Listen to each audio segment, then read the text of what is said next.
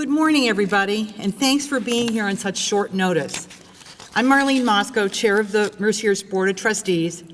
Dr. Gamble and I are joined on stage by two vice chairs of the Board of Trustees, Sister Joanne Cernine and Trustee Rich Lanzillo. We're here this morning because the board met on campus over the weekend for our regularly scheduled fall meeting, and afterward, Tom invited the three of us for his meeting with the university community.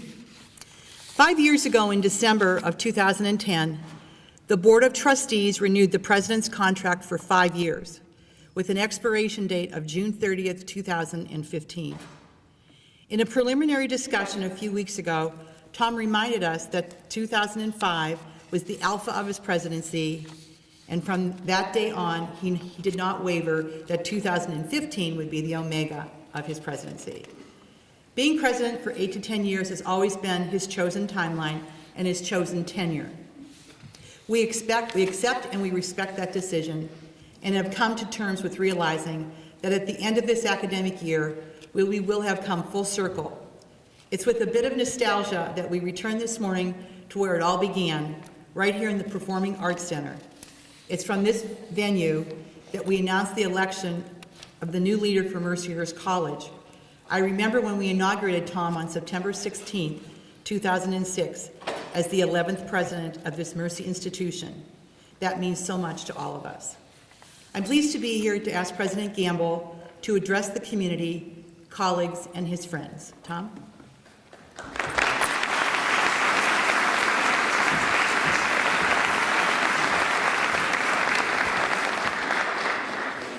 Good morning, friends and colleagues. Yes, I made it official on Saturday to the Board of Trustees that I would not seek an extension of my contract beyond its scheduled expiration at the end of this academic year. And I know it might seem early to make an announcement like this, but I wanted to make sure that Mercyhurst has plenty of time to conduct a search and select a new president and have that individual be available here on campus to take the helm. And so I will, of course, remain as president however long that takes, but I don't anticipate it taking much longer than the period of my current contract. I want you all to know that it really has been an enormous privilege to serve as the president of Mercyhurst. The Mercyhurst community has invariably been generous and gracious and kind to me and to my family. For that, I will always be enormously grateful to all of you.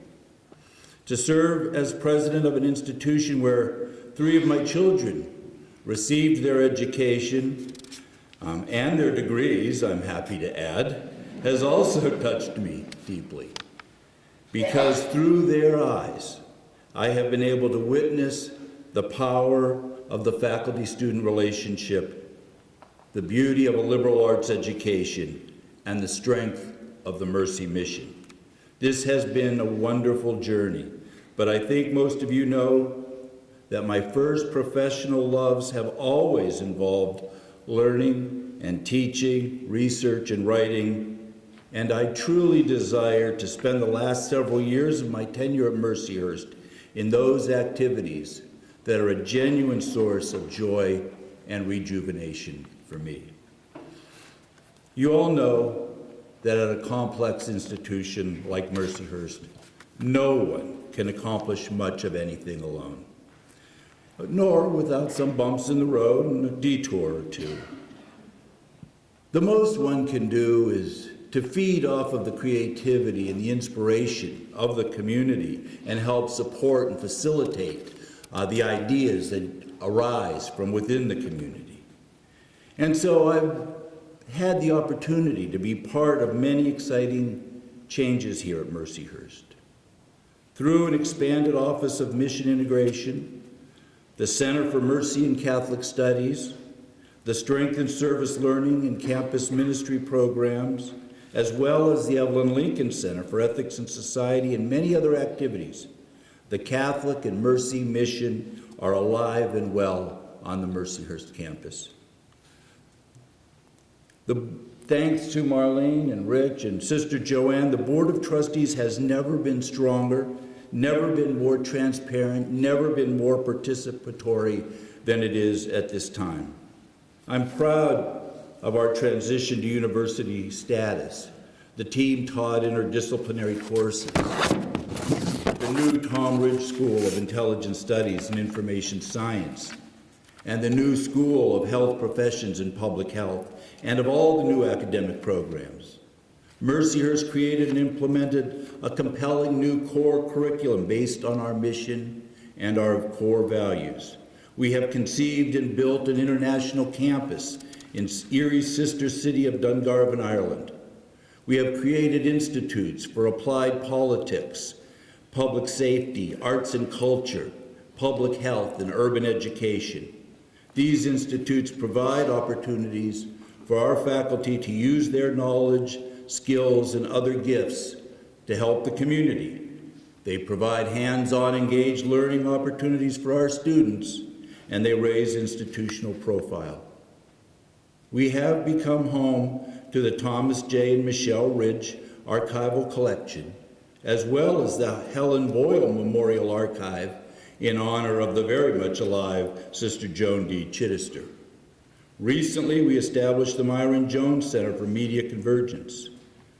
We have benefited from the construction of the $15 million Ward Residence Hall, the $1.2 million Herzl Anatomy and Forensic Anthropology Laboratory in Northeast, the purchase and renovation of the Janet Miller Building in Northeast, and the $10 million Center for Academic Engagement.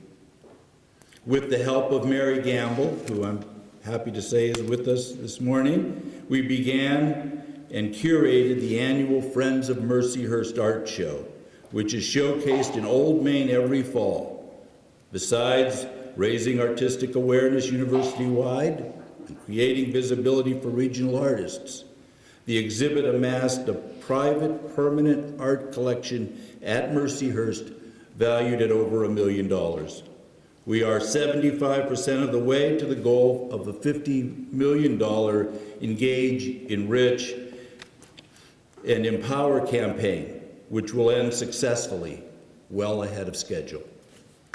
I've had the opportunity to work with so many of you to support and facilitate numerous town-gown partnerships, primarily focused on strengthening Erie County neighborhoods and providing opportunity education from preschool through college to those most in need and towards mitigating poverty. True to the Mercyhurst mission and the legacy of the sisters, we have been leaders in urban education, poverty reduction, and delinquency prevention. Much to be proud of here on the Hill. Mercyhurst is strong and good and beautiful. The core revision, the calendar, university status, and so much else, including the Middle States process and its outcome, serve as reminders that when times require it, this community can come together and accomplish whatever the situation demands. I also want to assure you that through this transition, the institution will be in good hands. The administration will be active and engaged, and we'll do our best for Mercyhurst. On this, I give you my word. Even more importantly, in the long run, we have a strong, knowledgeable, and very well-informed Board of Trustees who are genuinely and deeply committed to the well-being of Mercyhurst University. I have learned that Board Chair Marlene Moscow has named Mercyhurst alumni and trustees Joseph Gina Castro and Richard A. Lanzillo to lead the search for a new president. I know these two gentlemen well and can assure you not only of their prodigious knowledge and competence, but also of their sensitivity and commitment to Mercyhurst and to its mission. Now, don't think for a minute you'll be entirely rid of me. I'll be back after a bit of a sabbatical to teach and write and learn and try to figure out how to use Blackboard.